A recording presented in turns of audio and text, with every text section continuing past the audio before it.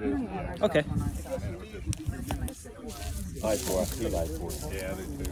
When we go home, we're going to go back country because, Well, that's what I told her. We may go back country, go through DeLand, right. come out at Daytona. Yeah. Well, you're in the right place. We have this idea. We're taking 2 great barrels, 55-gallon barrels, cutting them in half, and we're going to try intensive planting in them. So could be even off of like a big tree. They're blue, that, but we cut them in half lengthwise, and we're going to try. No, I just stick them right in here. Planting in them to see. I'm just sticking them straight Yeah, in here. because you so can that get them way- up off the ground. You don't have to bend. If they make it, they make it. If not, I'll pull it out and stick another one in it. It's also like the time of year. If I have it and it doesn't make it, it's okay. I have another one coming in right behind it. It's just a placeholder. Yeah. It's really like we just stuck this one in. Got it down to like 3. About how far are you putting them in? Well, we can pull one out. Not far at all. Really. And look, it's already kind of like sprouting and rooting down there. Wow. How many weeks? Look, that one's already kind of coming out with like a new shoot. Oh wow. How many weeks? No, this might have been in here all winter. I might have put this in here maybe in October. Yeah, but it was still alive, regardless. Yeah, if you water this area, you can see it's still warm. How can you tell that that's like a stick? How can you tell if the stick is still alive and not something If you that's... scratch it, it's still got green in it. Oh, okay. Green on the inside. Okay. You know, it's bended and it's still, bendable, got some flex to it, or, if it's dead, it's just gonna snap don't right want to off. be jamming into my. Okay. I could have, yeah. Look, this one. I had surgery too. Here. Yes, I had surgery too. Like this might have been damaged with frost, so I would just come and like maybe just cut this here. We need to learn how to cut. We got to learn how to get it to come up out of the soil. He's barely putting any effort into this going up for. That's what I'm saying. I could do it. And that's a rough reason why I want to be able to do it. I can reach up and pull the branches down and Well, yeah, we asked him before you got there. But the saw's all rusty, and it's going through like butter.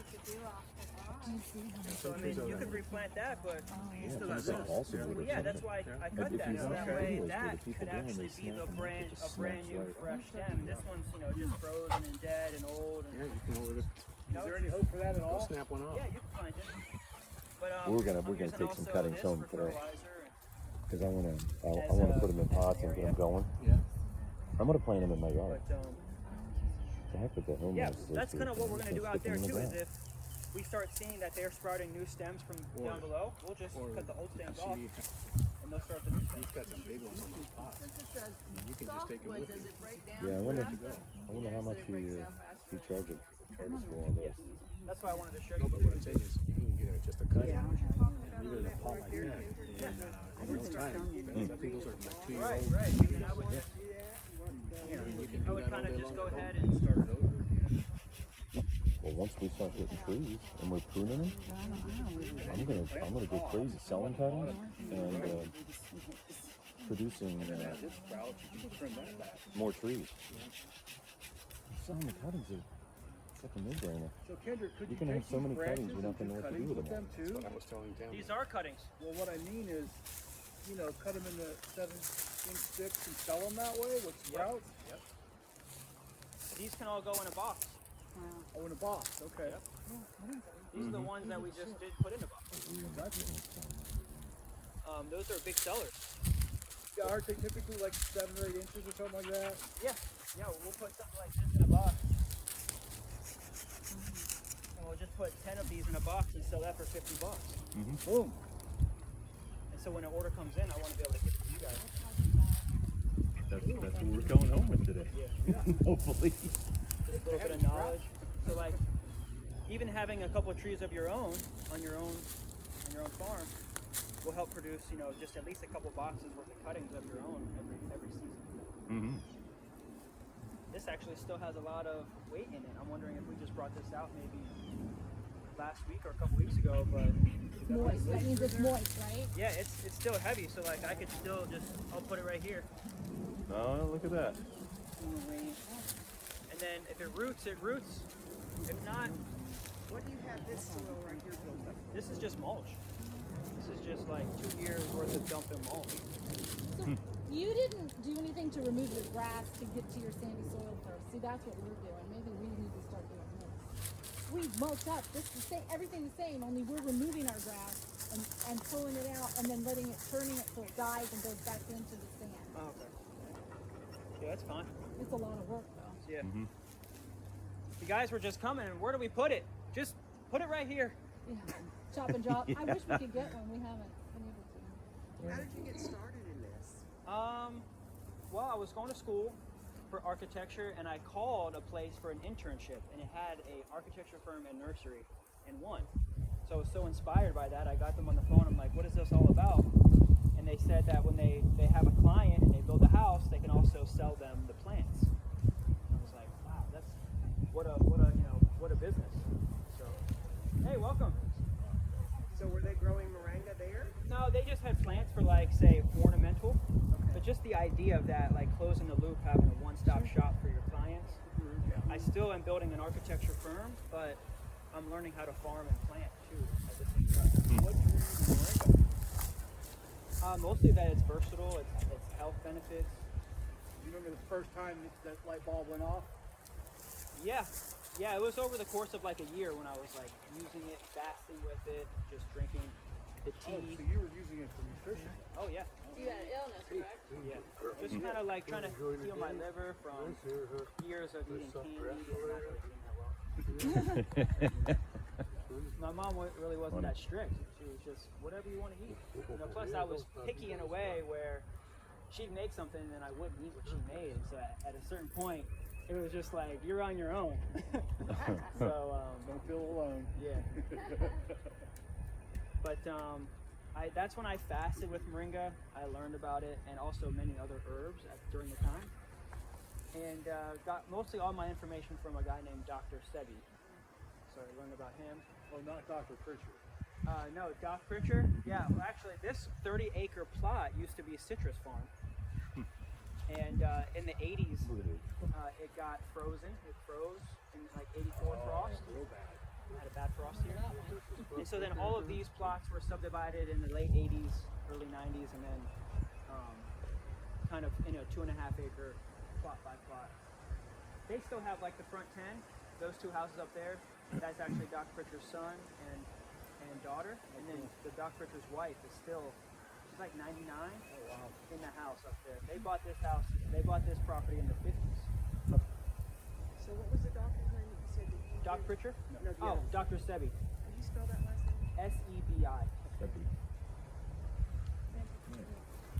You want to do like a little demo? A little like cut demo? So like, when you're going up to a tree and you're like assessing it, it's going to have like a lot of spindles. It's going to just have like what he was saying about, look, this one's just growing into this one.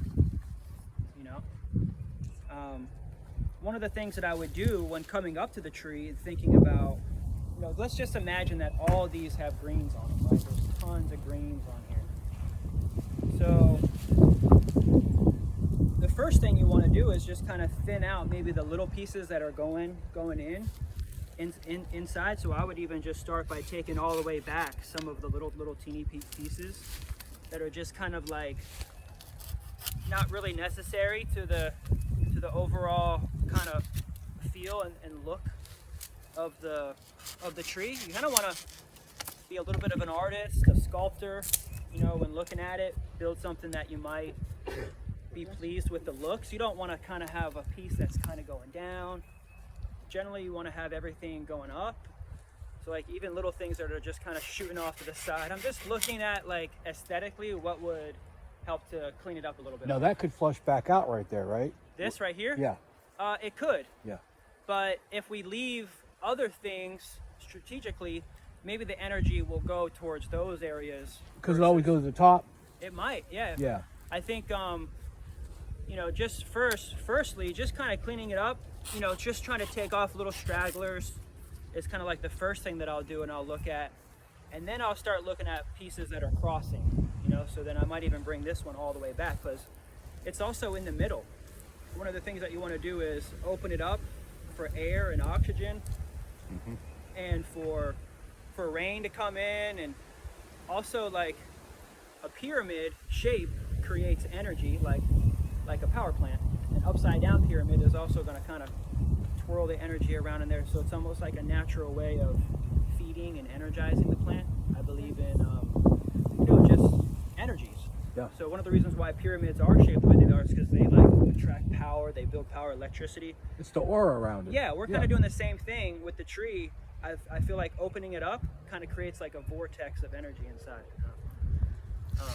So I would bring this one all the way back. And then plant it. And then shove it in the ground. Yeah. Yeah, you could just bring it in. Now, it is good to say like off of bigger pieces. See how like much more open it feels now, even just with that one it does cut. look better. Yeah. We could even bring this back. I like the split. We can even just kind of clean this up. I mean, we could put this in the ground like this. Be fine. And see what it does. Little tree. Oh Get 2 or 3 nodes down. And you could even like cut it here, stick that in the ground, and then stick that one in the ground too. Oh, yeah. Like you could do that, or and also yeah. this. Yeah. Is that the proper term, nodes? I call them knuckles, I didn't know. Collars, nodes, Nodes. knuckles. See how that one can also go in there too, all the way down. And during a drier season, it might be good to keep them low, so that way they don't get too dried out. Yeah. And then that could be a little bit more effective during this time of year. So you do things differently given the time of year as well. Because if it's raining a lot, you might just be able to like throw these out during the rainy season, and they'll just sprout right here. But leave them out over wintertime, and they may not make it. So that's why we even have a line of sticks buried under this roundabout area. We even have some popping up, I think, right over here. I just saw one that was coming through the other day. It's like right over here. Oh, there it is, right there. See that little baby coming up? We just buried one in the ground. You know, we just buried a stick in the ground. And they're just coming up through the mulch as well. Like this one. This one's just like going downwards. You know, so I would also clean up the ones that were just kind of going downward. Like this one and this one are like really close, and they're like also crossing. And this one's a little bit lower than this one. I like this one, but I would probably take this one just because it's below it. This is nice. This one's coming in, so we don't really need that one. And then like it's starting to split nicely here. We could keep this even here, like keep it up to here. This one's coming in, so I would even take this one off. That was my next one. Then like clean this one up just that way it looks a little cleaner. This one, clean that off. And maybe bring that back so that way that's a little bit cleaner. Just kind of really just cleaning all the little stragglies off.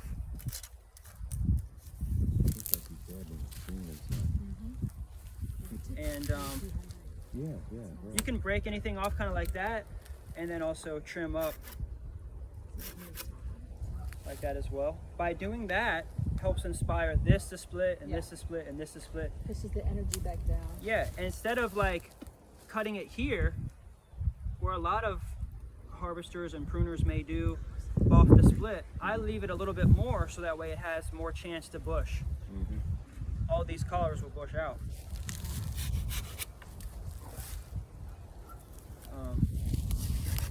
Just cleaning up. One of the things that I could do too, just to kind of get this to sprout out a little bit lower, but I don't know, I like always having like a height, like a diamond shape too. So leaving this maybe tall would be nice. I kind of like this, but these two like this. This one doesn't really need to be here, because I'd rather have something like maybe like this come. Clean that up. Just kind of clean all these pieces that are just kind of coming off the top here like this. They're already naturally falling off and drying up. Every time you cut it, it dries off. It dries up by the next chamber. So like these collars are chambers. And say like if we cut it here or even here, the water will kind of like push up, and then it won't be able to penetrate past this collar, so it seals it. That's why all of these little end pieces end up dying, because they end up going to the next collar down and then shooting out, and then that ends up dying off. So expect to see that. Yeah. And so just kind of getting these trimmed back like that, by bringing that back, that'll help really bush this area out a lot. This will come out like, so I'd keep that, so that way that kind of continues shooting out.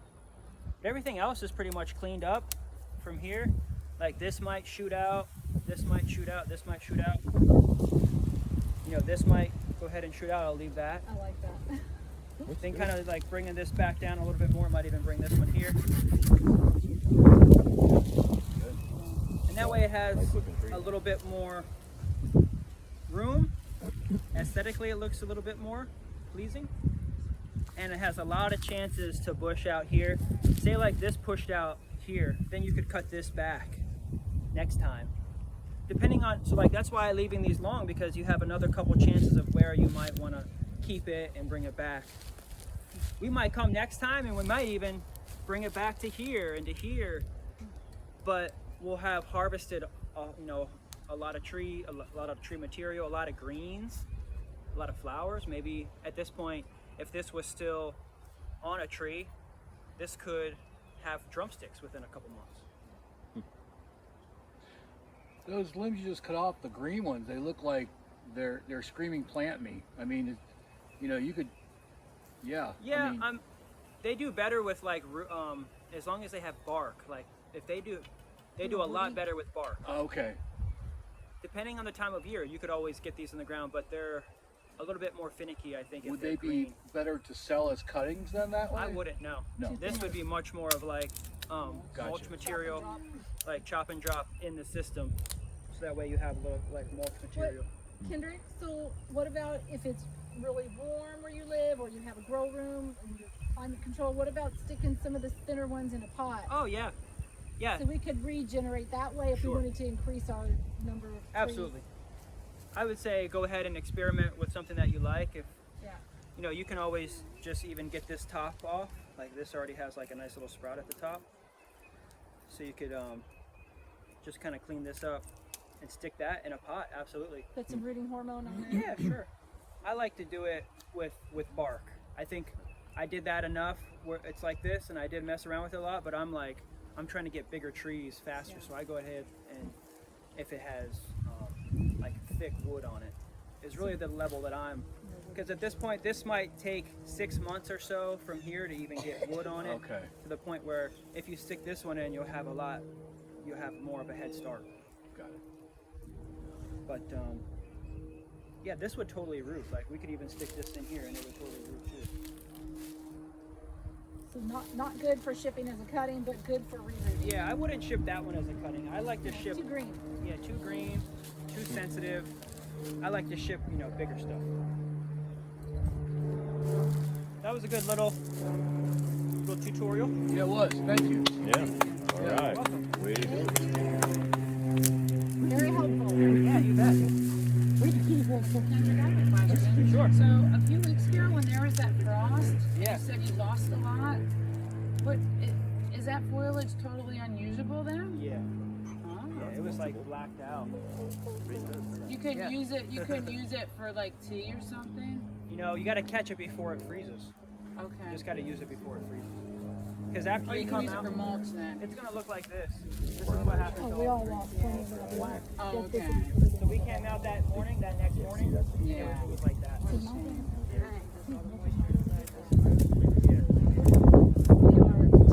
I guess mulch. Nice. But nothing goes Awesome. Maybe to we waste. can make some Right. I'd mulch it. I'll make like a big batch. Big roll right. Caleb makes his own soaps with Moringa oil. Yes, I do. Oh, I saw that. Natural, yeah, That's it's what I all work with. natural, chemical free. So is that for crushing the seeds then and processing? Yeah, we process our seed oil, and then we take that seed oil and mix it with a combination of shea butter and some essential oils and whatnot. Yeah, we can go over there, and I was gonna put on a pot of tea, Moringa tea. Yeah, Sweet. Right on. that's the samples for everybody. See how I just kind of put that one in at an angle? So even though you're burying the V there, it's okay because you're going into mostly mulch, huh? Mulch and Well, and Kendrick, this one looks like it had multiple. So when you planted that, you buried all 3 prongs then, right? Yeah, yeah, like it goes down a little bit, like at least like that. Yeah. Okay. And you don't worry about the air or anything doing anything. Well, it could dry it out this time of year. So, luckily we have a little bit more shade here. So But like you said, when you pulled them out, they were still wet. Yeah, So yeah. So in the summer, how much direct sun does this area get, or doesn't it really? Summertime, the Just the sun will be up a morning? little bit more, so it'll get a lot more sun because it'll start coming across like this way. I read that it needs like 6 hours of sun. Does that sound right? Yeah, like, the cuttings, they may not need as much sun. Right, but full. But yeah, trying to get them in the field Yeah. and getting really productive, you might have more sun on them. Just grows slower in the more shady areas. And lankier, Yeah. and the leaves might be more susceptible to like Plan on doing that again. pests. They might not be as dark. Got it. They might get like something from the tree up above. Right. So like bugs and pests from the tree up above could affect the leaf to where it doesn't look as dark. My pine trees get me completely cut, except for a little bit on the top tomorrow. Oh, good. I think we're going to put the greenhouse next to pine trees, so we don't have the littering onto the Moringa. Right. I think that's what I figured out. Yeah, So then you I also came out last night and was just thinking about where to put the greenhouse. We might have to take that one tree out. Kendrick, when you were saying on one of your videos about them being, when they're potted though, that soil dries out. So Yeah. you gotta be careful of that too, right? Yeah, that's why we keep like potted stuff more in like a shady, close to the house kind of environment, close to like being able to water it. I brought the bigger trees a little bit further out. We might have to water them every other day or so, wanting to get that irrigation set up. And then everything out here isn't even really irrigated at all yet. But we have that mulch bed bank of water that I'm kind of banking on. Bank it on the Until bank. maybe like April, May, June. Yeah. It's going to get really dry and hot. I may want to get the irrigation set up. Right, Some line with a line drip that go all the way down. right. Yeah, We could tie in right there. I was telling Tamlin and Jackie about how the only water we give these is with the biostimulant. Oh, that's true. And I was hitting that every couple weeks. We could probably start that back up again. Yeah. Do you have well water here? Or? Yeah. That was our well back there that you were at. So the biostimulant, what is that? Is that a? It's made from moringa leaves. Is that? Oh, so that's the spray. I think I saw in your video then. Yeah. Okay. It's juiced moringa leaves. So And you we've extract actually, that. we've got a bunch. We've got a bunch of stuff. We can go up there and make some tea. If you guys want to check out what we got, we have a little setup. Yeah, and we can also go back around again for anybody that missed it. If anybody wants to buy any trees. I'll probably start back up again. How many trees you got? In the ground? Just leaves.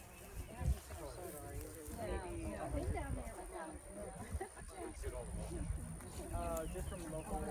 I can show you what we have. Yeah, we have a large wood tower.